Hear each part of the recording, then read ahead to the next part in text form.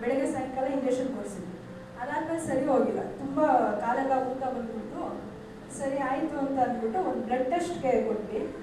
ಒಂದು 3 days to 5 days ತನಕ ಮನೇಲೇ ಇದ್ವಿ, ಏನು ಟ್ರೀಟ್ಮೆಂಟ್ ಮಾಡಿಲ್ಲ. ಅದು ಕಾಲು ತುಂಬ ಊತ ಬರ್ತಾನೆ ಇತ್ತು.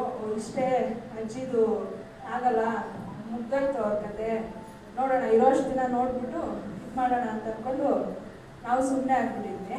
ಆಮೇಲೆ ಒಂದ್ಸಲಿ ಒಂದು ದೇವ್ರು ಮಾತಾಡೋದು, ಯಾಕೆ ಆ ಥರ ಮಾಡ್ತೀಯಾ, ಜೀವ ಇರೋ ತನಕ ನೀನು ನನ್ನ ಹತ್ರ ಕೇಳಿದ್ರೆ ಏನು ಬೇಕಾದರೂ ಮಾಡ್ತೀನಿ, ಕೇಳ್ಬೋದಲ್ಲ, ಯಾಕೆ ಈ ಥರ ಮನಸ್ಸು ಬಿಟ್ಬಿಟ್ಟು ಈ ಥರ ಮಾತಾಡಿದ್ರೆ ಸರಿ ಬರಲ್ಲ ಅಲ್ವಾ, ದೇವ್ರ ಮಗಳಾಗಿ ನೀನು ಈ ಥರ ಮಾತಾಡ್ಬೋದ ಅಂತ.